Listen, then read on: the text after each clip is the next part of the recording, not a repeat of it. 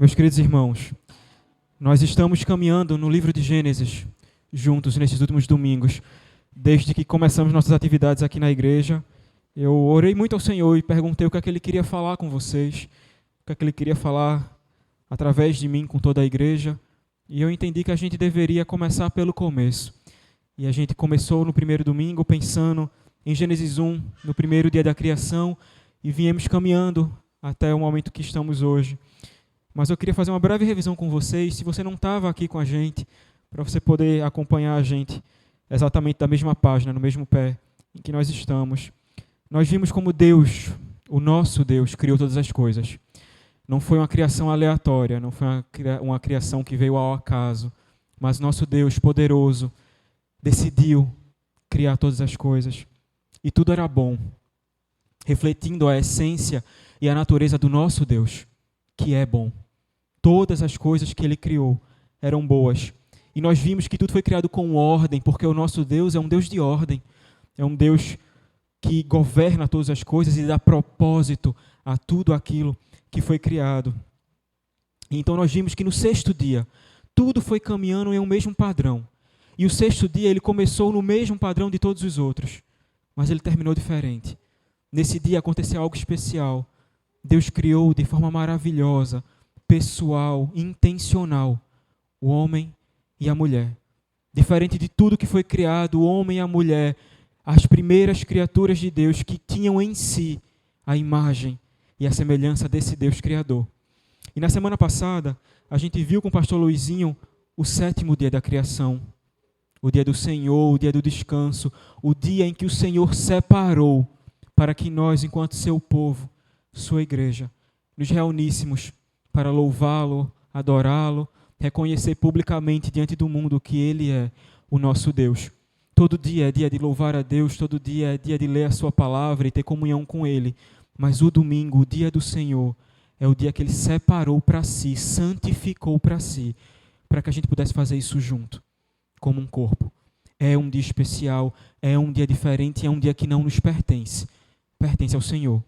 Com jogo ou sem jogo, com obrigações ou não, esse dia é dele. E cabe a nós reconhecer isso, porque esse dia é um descanso não só para o nosso corpo, mas para a nossa alma, refletindo o dia do Senhor que virá, quando o verdadeiro descanso chegar, quando Jesus voltar. Vivemos cada domingo com essa certeza de que refletimos em nossa vida hoje o dia que virá lá na frente. E descansaremos plenamente e eternamente com nosso Deus. Então estava tudo bem. O mundo era bom e todas as coisas criadas eram boas. Adão e Eva se amavam e amavam a Deus. Eles tinham tudo. Eles tinham tudo. E tudo era muito bom. Foi assim que Deus concluiu a sua criação, olhando para tudo e dizendo: tudo é muito bom. Mas algo deu errado. A gente vai entender hoje como é que aquele mundo perfeito se tornou esse mundo tão imperfeito que a gente vive. A gente vai entender como é que o mal entrou no mundo. Se Deus é bom e não criou nada mal, como é que o mal começou a fazer parte da nossa vida? A gente vai entender como é que o pecado manchou não só o nosso coração, mas toda a criação de Deus. Por favor, abram comigo suas Bíblias em Gênesis 3.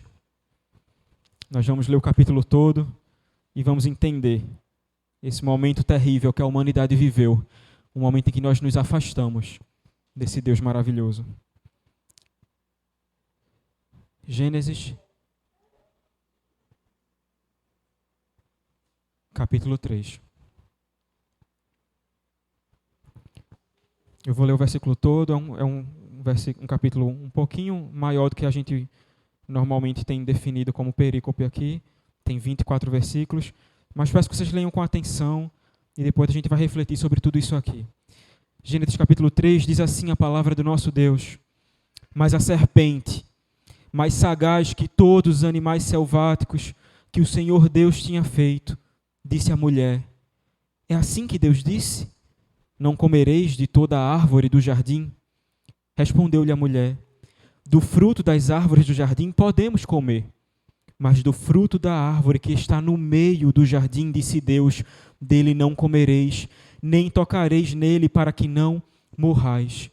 Então a serpente disse à mulher: é certo que não morrereis, porque Deus sabe que no dia em que dele comerdes, se vos abrirão os olhos, e como Deus, sereis conhecedores do bem e do mal. Vendo a mulher que a árvore era boa para se comer, agradável aos olhos, e árvore desejável para dar entendimento, tomou-lhe do fruto e comeu. E deu também ao marido, e ele comeu. Abriram-se então os olhos de ambos, e percebendo que estavam nus, coseram folhas de figueira e fizeram cintas para si. Quando ouviram a voz do Senhor Deus, que andava no jardim pela viração do dia, esconderam-se da presença do Senhor Deus, o homem e sua mulher, por entre as árvores do jardim. E chamou o Senhor Deus ao homem e lhe perguntou: onde estás? Ele respondeu: ouvi a tua voz no jardim, e porque estava nu tive medo e me escondi. Perguntou-lhe Deus: quem te fez saber que estavas nu? Comeste da árvore que te ordenei que não comesses? Então disse o homem: a mulher que me deste por esposa, ela me deu da árvore e eu comi. Disse o Senhor Deus à mulher: que é isso que fizeste? Respondeu a mulher: a serpente me enganou e eu comi. Então o Senhor Deus disse à serpente: visto que isso fizeste, maldita és entre todos os animais domésticos e o és entre todos os animais selváticos. Rastejarás sobre o teu ventre e comerás pó todos os dias da tua vida. Porém, inimizade entre ti e a mulher, entre a tua descendência e o seu descendente. Este te ferirá a cabeça, e tu lhe ferirás o calcanhar. E a mulher disse: multiplicarei sobremodo os sofrimentos da tua gravidez. Em meio de dores darás à luz filhos. O teu desejo será para o teu marido, e ele te governará. E a Adão disse: visto que atendeste à voz de tua mulher, e comeste da árvore que eu te ordenara não comesses, maldita é a terra por tua causa.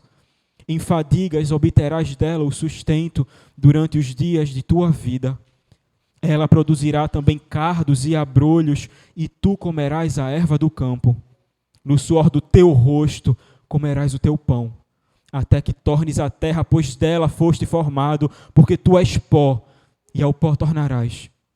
E deu o homem o nome de Eva, a sua mulher, por ser a mãe de todos os seres humanos. Fez o Senhor Deus vestimenta de peles para Adão e sua mulher, e os vestiu. Então disse o Senhor Deus: eis que o homem se tornou como um de nós, conhecedor do bem e do mal. Assim que não estenda a mão e tome também da árvore da vida, e coma e viva eternamente.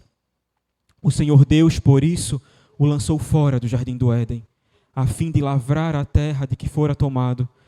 E expulso o homem, colocou querubins ao oriente do jardim do Éden, e o refugir de uma espada que se revolvia, para guardar o caminho da árvore da vida. Até aqui.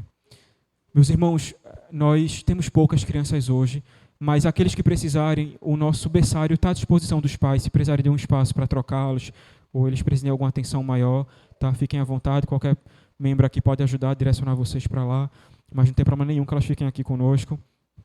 Bênção de Deus que elas estejam aqui participando desse culto com a gente.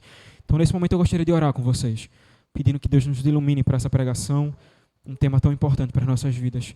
Então, mais uma vez, por favor, baixe sua cabeça e feche seus olhos.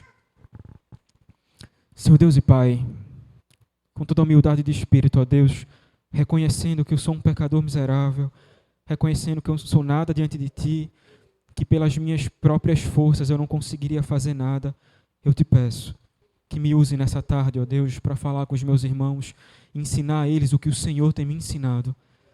Que não sejam as minhas palavras, mas as Tuas. Que a verdade seja proclamada com fidelidade e que cada irmão meu aqui presente tenha fé, ó Deus, na Tua palavra e acredite nessa revelação. Que saibamos, ó Deus, que tudo que o Senhor escreveu na Tua palavra é verdade e direciona a nossa vida para que possamos nos encontrar contigo e possamos Te agradar, entendendo quem o Senhor é e, a partir disso, entendendo quem nós somos. Nos ilumina nessa tarde, nos ajuda a guardar no coração as Tuas palavras e move, ó Deus, o Teu Espírito para que Ele verdadeiramente nos dê entendimento sobre a verdade que o Senhor nos revela hoje. Em nome de Jesus que eu oro. Amém. Meus irmãos, lá no seminário, a gente, como é um curso de humanas, a gente paga muitas cadeiras que vários de vocês pagam em seus cursos também. A gente paga português, a gente paga história. A questão é que a gente paga filosofia. E tudo que vocês estudam nas suas universidades, a gente tende a estudar, mas com foco para a igreja. E nesse processo, eu tive uma cadeira de história da igreja, em que a gente precisava entender o processo de evangelização do nosso país, do Brasil. E a gente assistiu um documentário do Darcy Ribeiro. Darcy Ribeiro, já falecido, foi um antropólogo muito importante do nosso país. Ele foi ex-ministro da Educação, também, por um tempo. Ele era historiador. E ele escreveu uma obra e fez um documentário chamado O Povo Brasileiro. E o que é que a gente vai entender aqui nessa obra de Darcy Ribeiro?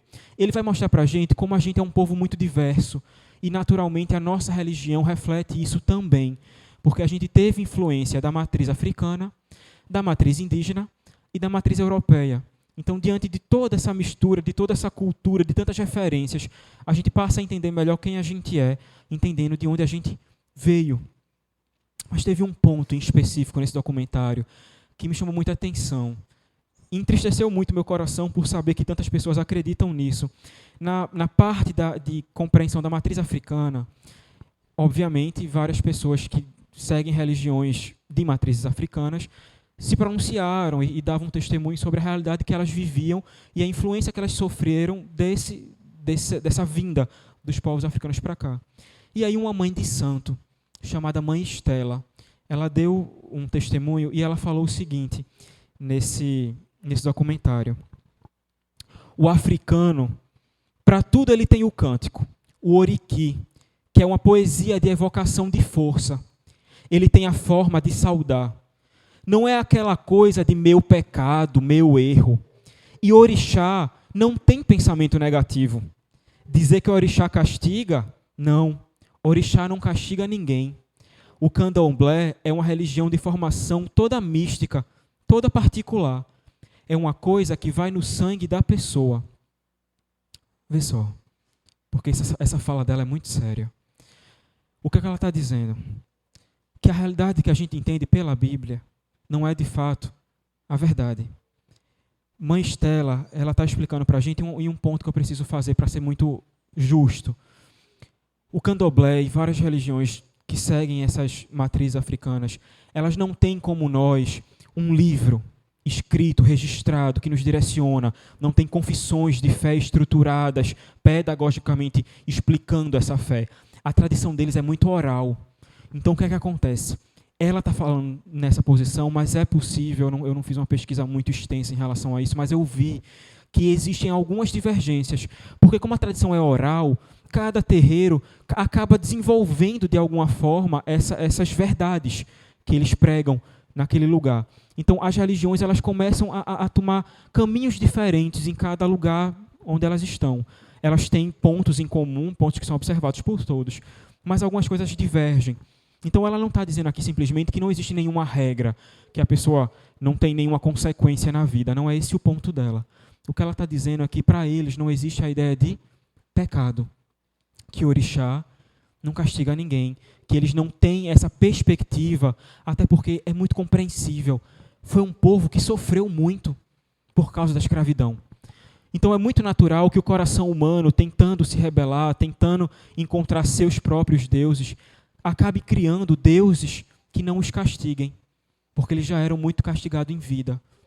Mas essa, de novo, não é a verdade. Por mais difícil e por mais terrível que tenha sido a escravidão, um absurdo sem precedentes. E como a gente falou nas outras pregações, se as pessoas verdadeiramente entendessem que todos nós temos a imagem e semelhança de Deus em nós, a cor da pele não faria diferença. O lugar onde nascemos não faria diferença. Mas as pessoas não entenderam isso e causaram todas essas barbaridades.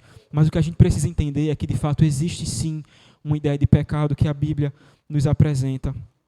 O candomblé, e não só o candomblé, mas várias e várias outras religiões, inclusive religiões evangélicas. Tem muita igreja hoje que não prega sobre pecado e não prega sobre condenação, só prega sobre amor e prosperidade. Não é só o candomblé, não são só as religiões de matriz africanas, mas qualquer religião que não siga verdadeiramente a palavra de Deus vai incorrer no mesmo erro, vai cair na mesma falácia. de não lidar com a culpa, de não lidar com o peso, de não lidar com a vergonha, de não lidar com a responsabilidade que a gente tem diante de Deus por causa dos nossos próprios pecados. Nós queremos fazer o nosso caminho como se a gente tivesse, de fato, alguma possibilidade de real liberdade sem domínio de Deus sobre nossa vida. A gente quer criar os nossos caminhos, a gente quer realizar os nossos prazeres, realizar os nossos sonhos para sermos deuses de nós mesmos. Ninguém quer servir a ninguém. Ninguém quer estar preso numa igreja todo domingo, sendo doutrinado e servindo a um Deus invisível. Ninguém quer isso, não em sã consciência. E é por isso que Paulo vai dizer para a gente que o evangelho é loucura para qualquer pessoa. A menos que o Espírito Santo de fato nos ilumine e nos transforme, é loucura para qualquer um. Mas ignorando a verdade ou não, ela continua sendo verdade. Nós somos pecadores. Deus existe. A lei existe. E a conta chega. A conta chega. E alguém precisa se responsabilizar pela dívida que foi criada nesse dia que nós acabamos de ler aqui em Gênesis 3. E Moisés vai explicar para a gente exatamente o que isso significa. Se você está ouvindo essa história pela primeira vez, ou se faz muito tempo que você não ouve esse registro da palavra de Deus, me deixe lembrá-lo de duas coisas importantes. A primeira é que o jardim era lindo, maravilhoso, muito bom, cheio de árvores para que Adão e Eva pudessem desfrutar dessas árvores, comer do fruto, mas tinham duas árvores muito importantes que a gente precisa destacar aqui para esse momento da história. Existia a árvore da vida, da qual eles comiam um fruto que lhes dava a eternidade, e existia a árvore do conhecimento do bem e do mal. Essa segunda árvore é a árvore que estava no meio do jardim e que Deus disse, olha, Adão, dessa árvore não pode comer. De todas as outras, pode comer, menos dessa aqui. E Deus, junto com todas as bênçãos, deu essa única proibição. Adão, aproveita de tudo, desfruta, mas dessa árvore não pode comer. E aí eu queria dar um passo para trás, ler um pedacinho, ler essa parte lá em Gênesis 2 com vocês, só para a gente poder ficar bem alinhado no que eu preciso explicar mais para frente. Tá? Não precisa nem abrir, eu vou ler aqui para vocês. Gênesis 2, de 15 a 17. Tomou, pois, o Senhor Deus ao homem e o colocou no jardim do Éden para o cultivar e o guardar. E o Senhor Deus lhe deu esta ordem: de toda árvore do jardim comerás livremente, mas da árvore do conhecimento do bem e do mal não comerás, porque no dia em que dela comeres, certamente morrerás. E aí no versículo 18 Deus vai dizer assim: disse mais o Senhor Deus, não é bom que o homem esteja só, far-lhe-ei uma auxiliadora que lhe seja idônea. Então preste atenção aqui. Deus falou com Adão, deu uma ordem a Adão de não comer da árvore do conhecimento do bem e do mal. Após dar essa ordem a Adão, é que Deus cria Eva. Tá certo? Esse detalhe é muito importante. Deus dá ordem a Adão e depois ele cria Eva. E ele termina o capítulo 2 dizendo assim, no versículo 25. Ora, um e outro, o homem e sua mulher, estavam nus e não se envergonhavam. Foi aqui que a gente parou no capítulo 2. E agora sim, chegando ao capítulo 3, onde tudo estava muito bem, a serpente entra em cena. Versículo 1. Mas a serpente, mais sagaz que todos os animais selváticos que o Senhor Deus tinha feito, disse à mulher: é assim que Deus disse? Não comereis de toda a árvore do jardim? A serpente aqui, ela é sim a encarnação do diabo, de Satanás. É a forma que Satanás escolheu usar para conversar com Adão e com Eva naquele momento. Apocalipse 12, 9 vai explicar isso para a gente, porque, como sempre, a Bíblia explica a Bíblia. Então, como é que a gente sabe que essa serpente é Satanás? Porque a própria Bíblia nos diz isso. No capítulo 12, o apóstolo João vai dizer assim: e foi expulso o grande dragão, a antiga serpente, que se chama Diabo e Satanás, o sedutor de todo o mundo. Sim, foi atirado para a terra, e com ele os seus anjos. Então essa figura não era só uma cobra, não era só um animal, era o próprio Satanás assumindo essa forma, porque, como a gente bem sabe, ele tem poder, e ele de fato muda de forma para nos tentar e nos fazer cair. Então a tentação ela começa, e isso precisa ser muito bem dito, ela começa de uma forma muito sutil. Satanás não começa dizendo a Adão e a Eva, abandone Deus, está tudo errado, esqueça tudo. Ela começa colocando uma dúvida no coração de Eva, questionando, foi isso mesmo que Deus disse? Relativizando a palavra do nosso Deus. Não é uma mentira que é contada de cara e nunca é. E isso aqui vale para todos nós. Ele nunca começa pelo extremo. É sempre desfazendo a verdade, colocando dúvida no nosso coração e aí sim, começando a nos encher com questões sobre o Senhor. E aí ele vai dizer, é assim que Deus disse? Não comereis de toda a árvore do jardim?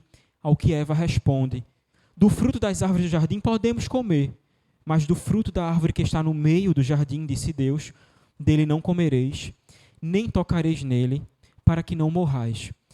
Uma questão séria aqui. A resposta de Eva não é exatamente a resposta que a gente leu no capítulo 2 de Gênesis. Tem partes na fala de Eva que são diferentes do que Deus colocou. Eva acrescenta coisas e tira coisas. Ela diz que Deus diz que não pode comer nem tocar, mas Deus não falou de não tocar. Ela diz que se comer morrerá, mas Deus disse que certamente morrerá. Não é exatamente o que Deus falou. Então já começa a ter uma dúvida aqui, uma inconstância, uma incerteza, uma falta de segurança de replicar o que a palavra de Deus de fato disse. Isso, de novo, nos serve de alerta. A gente tem que saber o que a palavra de Deus diz. A gente tem que saber, porque Satanás vai distorcer. Se você não sabe exatamente o que está escrito, você fica, não, eu acho. E aí você se perde igual Eva se perdeu. Tá? Mas uma questão importante. Eva respondeu à serpente. Adão está em silêncio. A ordem foi para ele. Quem entendia a mensagem e a missão era ele. Mas Adão ficou em silêncio o tempo todo. E uma segunda questão que eu coloco aqui. Se eles não podiam comer dessa árvore, se não era para eles, o que é que eles estavam fazendo ali? Por que eles estavam ali perto? Se não era para comer, se não era para estar. E de novo, isso nos serve de alerta. Tem lugar que não é para a gente estar. Tem companhia que não é para a gente ter. Porque a gente acaba tendo o mesmo destino que Adão e Eva tiveram. Caindo na conversa, se deixando levar. Entendendo que aquilo é normal e faz parte e vivendo de igual modo. E então agora, sim, as mentiras começam. Sorrateiras, num tom amigável, num tom de quem quer ajudar, de quem quer alertar. Satanás vai pelas beiradas, sem pressa. E aí ele vai dizer assim no versículos 4 e 5. Então a serpente disse à mulher, é certo que não morrereis. Mas Deus disse exatamente o oposto, certamente morrerás. E a serpente diz agora, é certo que não morrereis. Porque Deus sabe que no dia em que dele comeres, se vos abrirão os olhos, e como Deus serei conhecedores do bem e do mal. O pai da mentira está mais uma vez semeando dúvidas, mas as intenções dele são muito maléficas, porque o que ele está colocando em xeque aqui, ele está duvidando da palavra do próprio Deus, e mais do que isso, do caráter do próprio Deus, da santidade de Deus. Está dizendo, Deus não quer que vocês sejam como ele. Ele quer ser melhor que vocês, eles querem que vocês fiquem por aqui, no pouco. E presta bem atenção aqui. Adão e Eva tinham tudo. E sabe o que a serpente está fazendo? Fazendo eles focarem apenas no que faltava. Dando para eles um foco do que eles não tinham, do que eles não podiam ter, do que eles não podiam ser. Ela redireciona o foco. Eles tinham tudo e eles não conseguem pensar, poxa, a gente tem tudo. Eles só pensam no que faltou, no que eles não têm, no que eles não são. E assim tudo começa a se relativizar. E agora a tentação não é só sobre o fruto, que é muito bonito e aparentemente muito gostoso, como a própria Bíblia disse que parecia ser. A questão agora não é mais comer o fruto. É comer o fruto para ser como Deus. Esse é o ponto. Eles queriam um fruto que desse entendimento, que eles conhecessem o bem e o mal, como a serpente estava dizendo. Adão e Eva pararam de ouvir a voz de Deus para ouvir a serpente, focando na proibição e não nos privilégios que eles já tinham, nas bênçãos que eles já tinham. E então, Desde lá, desde o Éden, a história se repete. Não há nada de novo debaixo do sol. Porque não é exatamente essa a questão de todos nós. Deus não basta e a gente precisa de mais. É exatamente o mesmo pecado que continua nos corrompendo. Deus não basta. E eu preciso de mais, maior, melhor, em mais quantidade. Para mostrar, para ter. E nunca basta. Não bastou para Adão e Eva, que tinham todas as coisas boas e perfeitas. E não basta para nós agora, que conhecemos a história, que conhecemos a verdade. Eles tinham tudo e não bastou. Eles tinham o jardim, eles tinham um ao outro, eles tinham o Senhor e não bastou. E que ironia terrível, meus irmãos. Querendo ser como Deus, eles esqueceram que eles já tinham a imagem e semelhança de Deus em si. Eles já tinham. Eles não eram Deus, mas eles tinham a imagem de Deus em si. E tentando ser igual a Deus, tentando ser como Deus, eles tomaram decisões que fizeram eles se parecer mais com a serpente do que com o próprio Deus. Satanás conseguiu dar a eles o mesmo fim que ele teria. Foi afastado de Deus e afastou Adão e Eva de Deus para a condenação, para a morte eterna. É exatamente isso. Que triste ironia, mas o pecado faz isso com a gente. Cega o nosso entendimento, a gente não consegue compreender que a gente tinha tudo em Deus. Não nos faltava nada. E então, vendo a mulher que a árvore era boa para se comer, agradável aos olhos e árvore desejável para dar entendimento, tomou-lhe o fruto e comeu, e deu também ao marido, e ele comeu. Abriram-se então os olhos de ambos, e percebendo que estavam nus, cozeram folhas de figueira e fizeram cintas. Para assim, a consequência do pecado ela é imediata. Assim que eles comem, os olhos se abrem. Assim que o pecado acontece, a consequência vem. E tudo mudou nesse momento, na vida deles e na vida de todos nós, porque esse era o ponto. Estava estabelecido aqui um pacto de obras com Adão.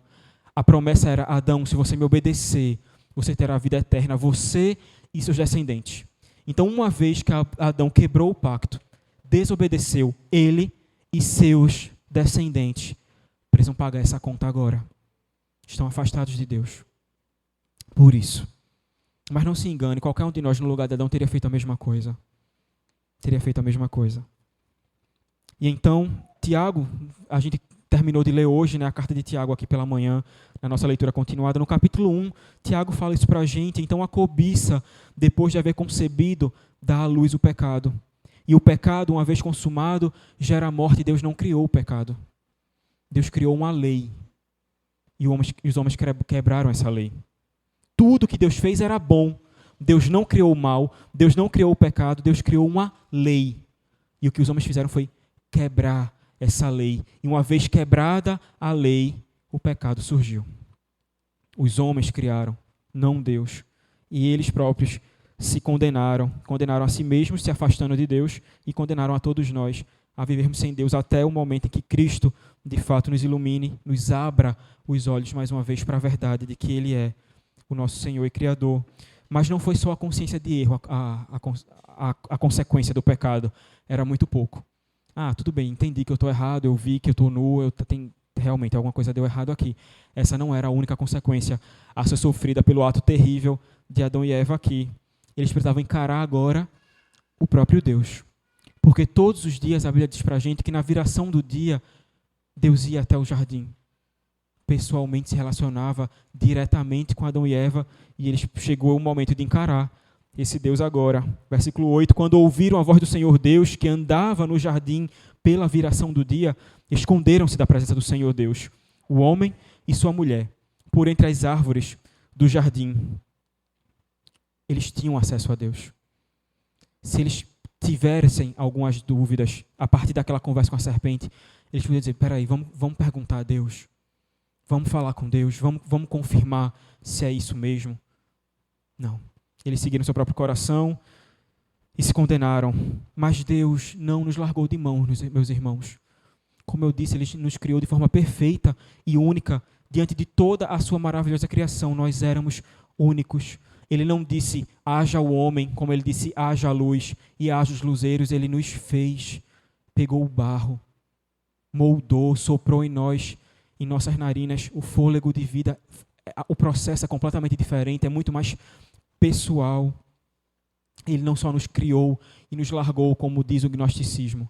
Não, ele nos criou e continua nos guardando, continua perto, como ele está fazendo aqui, com Adão e Eva. Porque a presença de Deus é motivo de alegria e glória para qualquer um de nós. Mas aqui nesse dia se tornou motivo de vergonha e culpa para Adão e Eva.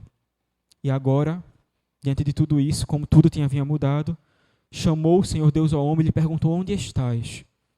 E ele respondeu, versículo 10, ouvi a tua voz no jardim e porque estava nu, tive medo e me escondi. Deus está perguntando onde Adão está, mas Deus é onisciente. Deus sabe todas as coisas, ele sabia exatamente o que tinha acontecido e sabia exatamente onde é que Adão e Eva estavam escondidos. A questão aqui não é uma pergunta retórica, não era saber a localização.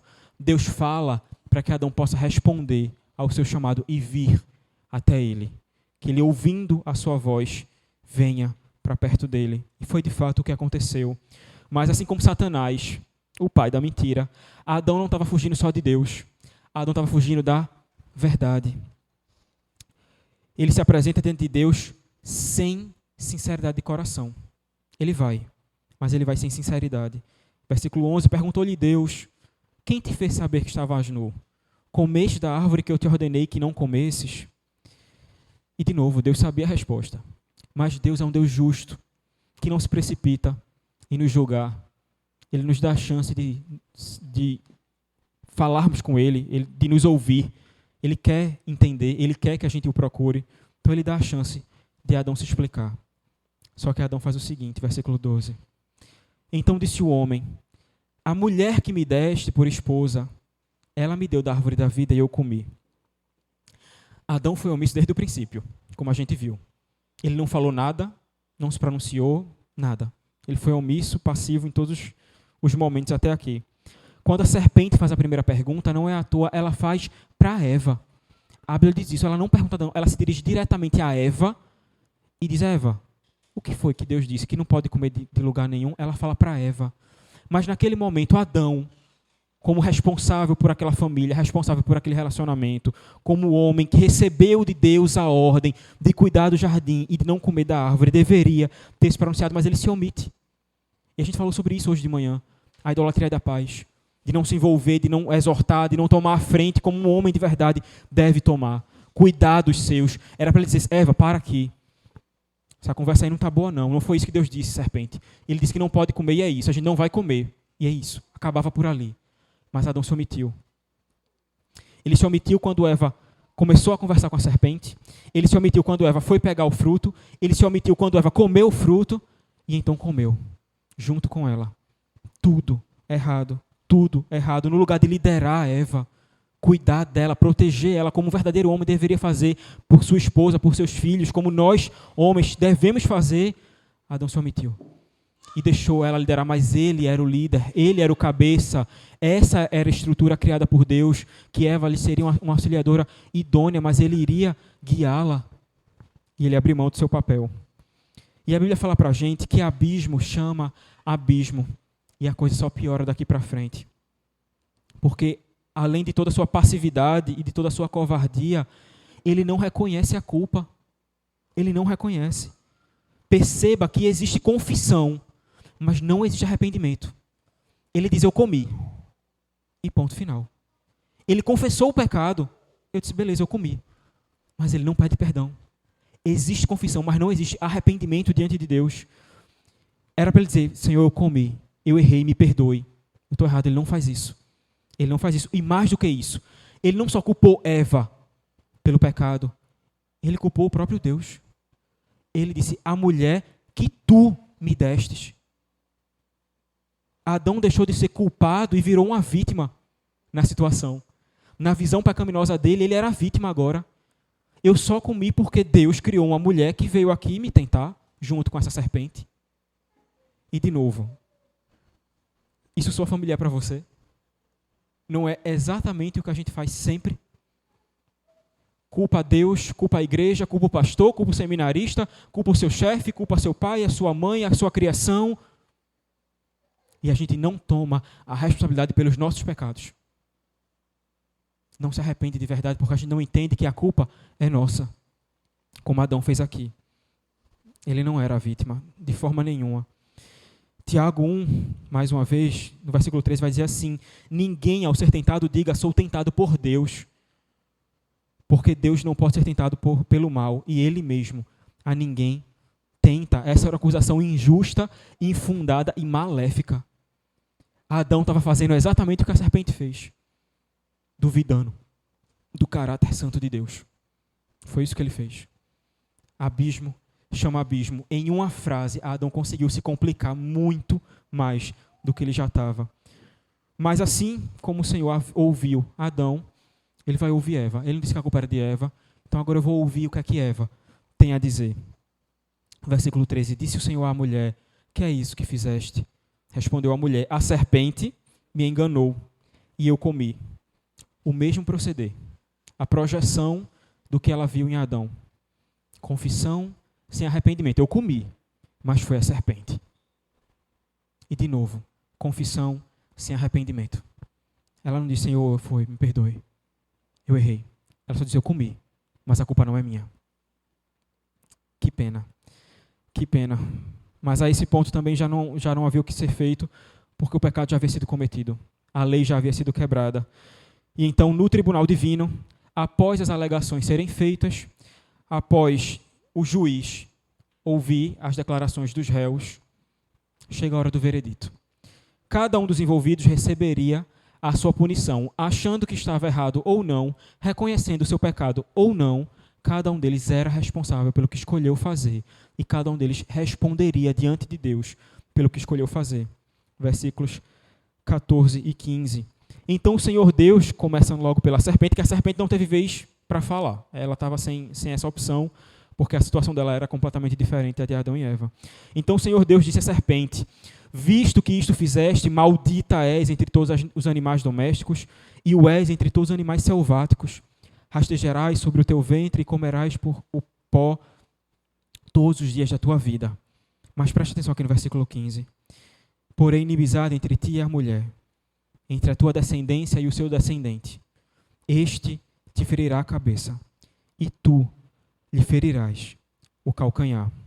Muitas pessoas perguntam como é que Deus pode ser justo e exercer juízo sobre a humanidade e ainda assim ser amor, ser um Deus amoroso. Mas esse versículo é um exemplo claro e perfeito de como Deus é justo e age com juízo e nos ama.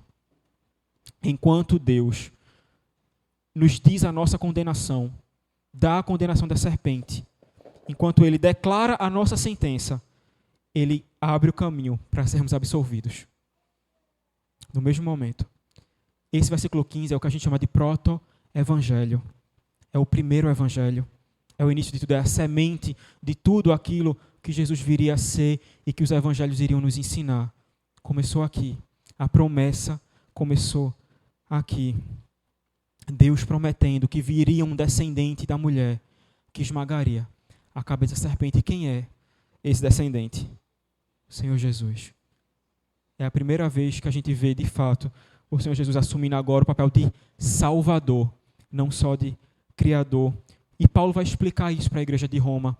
No capítulo 5 aos Romanos, Paulo vai dizer assim, pois assim como por uma só ofensa veio o juízo sobre todos os homens para condenação, assim também, por um só ato de justiça, veio a graça sobre todos os homens para a justificação que dá vida. Porque como pela desobediência de um só homem, muitos se tornaram pecadores, assim também, por meio da obediência de um só, muitos se tornaram justos. Sobreveio a lei para que avultasse a ofensa, mas onde abundou o pecado, superabundou a graça, a fim de que, como o pecado reinou pela morte, assim também reinasse pela graça, pela justiça para a vida eterna, mediante Jesus Cristo, nosso Senhor. E de novo, a questão eterna começa a se resolver com a promessa desse Messias. Mas Adão e Eva ainda precisavam ouvir as suas consequências. Deus falou a consequência da serpente e dentro desse momento ele cria uma promessa para Adão e Eva. Mas eles ainda têm consequências a enfrentar. O pecado ainda precisa ser tratado. E ele vai dizer o seguinte a Adão e Eva, porque a gente viu nesses dias que o Senhor é o Criador de todas as coisas, o doador da vida e sustentador dessa vida. E é exatamente nesses dois aspectos que as maldições de Adão e Eva irão surgir agora. Ele continuaria doando vida através de Eva. E ele continuaria sustentando a vida através de Adão. Mas os dois precisariam passar por questões e circunstâncias diferentes para que isso acontecesse agora. E a mulher disse: multiplicarei sobremodo os sofrimentos da tua gravidez.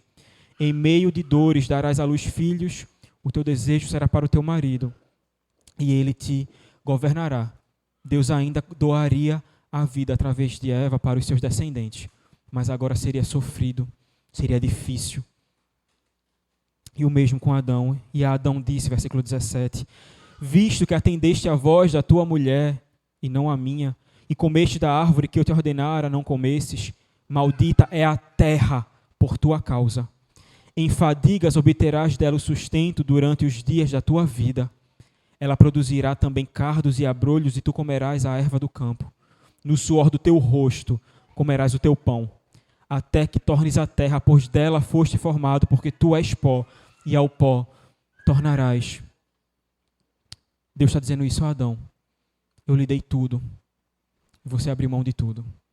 Eu vou continuar sustentando vocês, porque eu sou Deus, e eu continuo presente, cuidando e amando vocês. Mas agora vai ser mais difícil. Não vai brotar da terra como brotava no Éden. Você vai ter que trabalhar, vai se frustrar, vai entender o peso do seu pecado, e é isso que acontece para todos nós. A gente tem que trabalhar e se esforçar por esse sustento. E Deus é bom e nos dá muito mais do que merecemos, mas tem que ter esforço, tem que ter dedicação, tem que ter zelo, porque essa é a vontade de Deus. E Deus está ratificando aqui as suas palavras, porque Ele disse: você certamente morrerá, Adão. E Ele está dizendo isso aqui: você é pó e vai voltar ao pó. A serpente mentiu, você mentiu, mas eu não menti. A minha palavra vai se cumprir, você vai morrer, Adão, você vai morrer, Eva, porque foi isso que eu prometi. Você vai voltar ao pó, porque de lá você veio. A promessa de Deus ia se cumprir. A morte física ela só não seria imediata, mas ela chegaria. Viria um descendente que cumpriria a lei, que seria inocente, que não falharia. E ele vai trocar a Adão, a inocência dele, pela sua culpa. Ele vai quitar a dívida que hoje vocês dois criaram. Esse descendente fará isso por vocês e pelos seus descendentes. Aqui começa a aliança da graça. Não tem nada que a gente possa fazer, por mais que você queira. O único caminho é acreditar nessa verdade. E está resolvido. E é difícil para a gente entender, para a gente que vive numa vida que busca méritos e reconhecimento, entender que não tem que se fazer nada. Mas não tem. De verdade, não tem. A gente vem para a igreja, a gente evangeliza, a gente faz tudo que a gente precisa fazer. Mas não para ser salvo. Deus escolhe, olha para nós e diz: eu continuo aqui. Eu vou salvar você. E a salvação vem, não pelo pacto de obras, não pela nossa capacidade de observar e cumprir toda a lei, mas pela fé nessa promessa que Adão recebeu aqui. E sempre foi uma questão de fé, meus irmãos. Esse processo não começou com Abraão, não. Começou aqui no Éden. Cada um dos homens no rol da fé é louvado pela sua fé. Abraão, Noé, Davi, Moisés, Josué, Raabe, todos eles são reconhecidos pela sua fé. Mas Adão precisou ter fé. Todo esse processo começou aqui, sempre foi pela fé. Porque quando Deus disse: você vai morrer e vai voltar ao pó, Adão creu que ainda que ele morresse, viria uma descendência dele que iria resolver todas as coisas. Adão creu. E o versículo 20 deixa isso claro para a gente.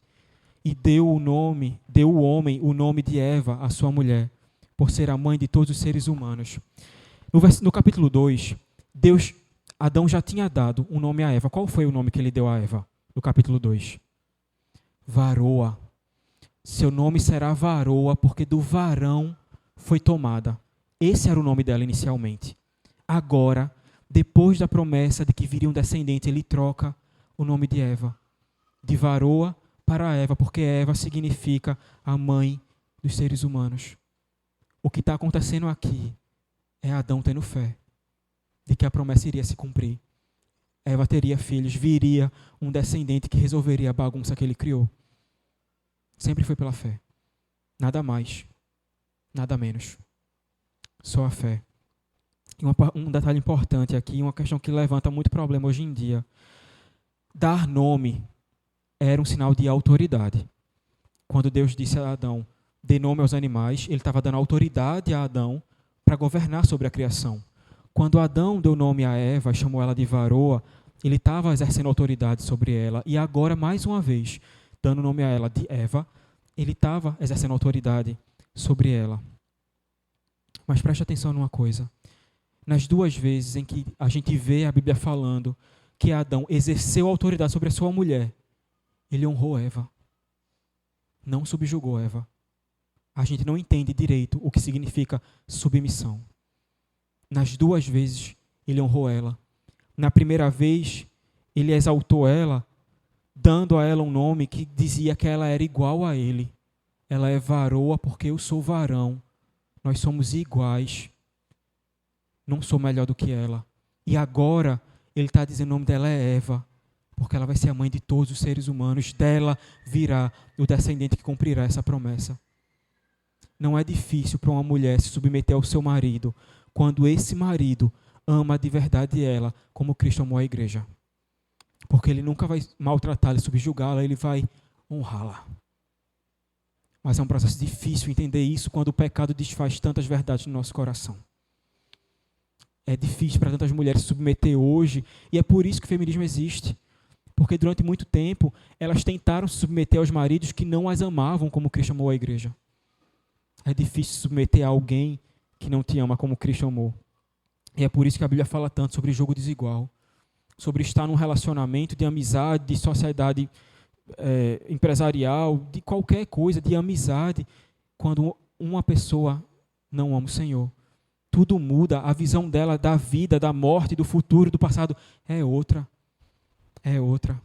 Mas Adão, nesse ponto, ele acertou, honrou a sua mulher. E no versículo 21, a gente vai ver o seguinte: fez o Senhor Deus vestimenta de peles para Adão e sua mulher e os vestiu. Se você tem uma Bíblia de Genebra, tem uns comentários lá que eu achei muito pertinente para esse versículo. Eu queria ler ele para vocês. Ela vai dizer assim, ó: Deus fez pelo casal o que eles não podiam fazer por si mesmos. Os seres humanos não podem lidar com a própria vergonha do pecado, mas Ele pode. Ele fez, faz e fará isso por nós. Essa vestimenta exigiu que um animal fosse morto. Implicitamente, temos aqui a representação de um primeiro sacrifício por amor aos homens. Essa vestimenta prefigurou o sofrimento da expiação do Messias, na medida em que a sua morte restaura e reconcilia o pecador com Deus. Nesse primeiro momento, não só o proto-evangelho, a promessa feita, mas o exemplo dado por Deus, sangue foi derramado de um inocente para cobrir a vergonha e o pecado humano. Deus está dizendo, eu vou continuar resolvendo essa questão por amor a vocês. E Paulo fala sobre isso em Romanos 5 também, versículos de 8 a 11. Mas Deus prova o seu próprio amor para conosco, pelo fato de ter Cristo morrido por nós, sendo nós ainda pecadores. Logo, muito mais agora, sendo justificados pelo seu sangue, seremos por ele salvos da ira. Porque se nós, quando indignos, fomos reconciliados com Deus mediante a morte do seu Filho, muito mais, estando já reconciliados, seremos salvos pela sua vida. E não apenas isto, mas também nos gloriamos em Deus por nosso Senhor Jesus Cristo, por intermédio de quem recebemos agora a reconciliação. Caminhando para o final do texto, os versículos finais a gente vai ver o seguinte: então disse o Senhor Deus, eis que o homem se tornou como um de nós, conhecedor do bem e do mal. Assim que não se estenda a sua mão e tome também da árvore da vida e coma e viva eternamente.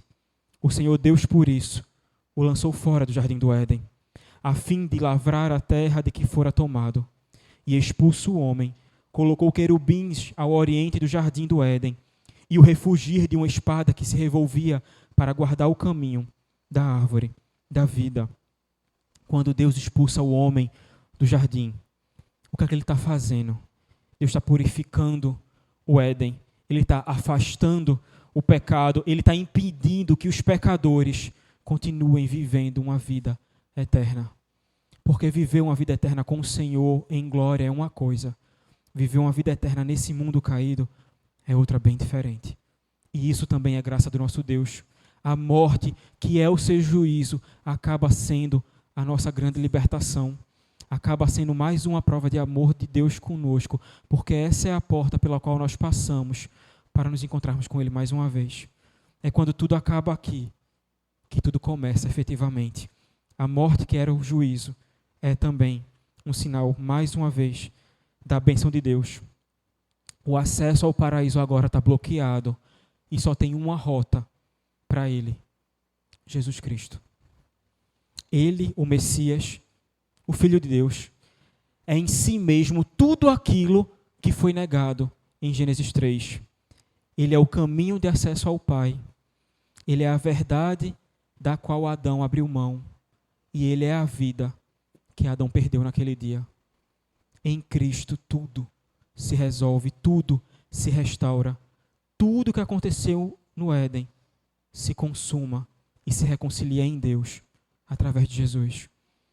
A mentira que nos alcançou, o pecado que nos afastou, a morte que vai efetivamente nos matar, tudo foi vencido e anulado no sangue de Jesus. E é por isso que a gente está aqui domingo após domingo, para reconhecer que Ele é o motivo de todas as coisas, de estarmos vivos. Nele tudo se refaz, nele tudo se restaura. Essa é a obra de Jesus Cristo. E entre tudo que a gente conversou, meus irmãos, tem duas lições que eu queria que a gente tirasse, para que a gente guardasse no coração. Adão, como representante da humanidade, trouxe morte para todos nós. Mas Cristo, o segundo Adão, o Adão perfeito, traz vida a todos os que creem nele. Através de Adão encontramos morte e através de Cristo somos livres dela. Então, cuidado com quem você dá ouvidos. Cuidado de quem você está ouvindo conselhos. Precisa de orientação, busque a palavra de Deus. Ore, busque a voz de Deus, porque Satanás continua mentindo e enganando os homens e afastando os homens de Deus e fazendo com que eles tenham a mesma consequência, o mesmo final que ele vai ter. A missão dele não parou no Éden. Ele continua fazendo a mesma coisa, perguntando a cada um de nós: foi isso mesmo que Deus disse? E se você não estiver muito seguro do que a palavra de Deus fala, você vai dizer: eu não sei, talvez não tenha sido. E aí você vai se perder. Em segundo lugar, apesar de terem perdido o acesso direto a Deus e a sua companhia ao final do dia, o Senhor sempre esteve junto do seu povo e Ele continua junto do seu povo. Através do tabernáculo, a sua presença estava com o seu povo. Através do templo, a sua presença estava com o seu povo. Através de Cristo, quando Ele estava aqui em carne e osso, Ele estava com o seu povo. E agora, no nosso tempo, na era da igreja, Ele está conosco. Através do Espírito Santo, Deus não muda. Deus não muda. Não é à toa, isso é um detalhe muito interessante de perceber, que dentro do tabernáculo e dentro do templo existiam flores e frutos esculpidos, porque ali era o Éden onde estava a presença de Deus. Esse é o simbolismo. Deus não mudou em nenhuma fase da história da igreja. O Éden estava no começo. O Éden foi representado no tabernáculo. O Éden foi representado no templo. E agora o Éden, o paraíso perfeito, o descanso perfeito é o nosso próprio Deus. É o Jesus Cristo que morreu por nós, o Filho de Deus. E é nele que nós estamos agora e é para ele que nós vamos. Deus não muda e não nos deixa.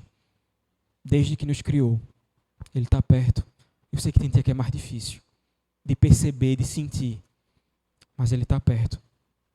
Então não importa o que digam os homens, não importam os deuses que eles inventem. Eu sei que o orixá pode não castigar ninguém, mas o pecado não ficará sem punição. E isso eu prometo a você. Não ficará.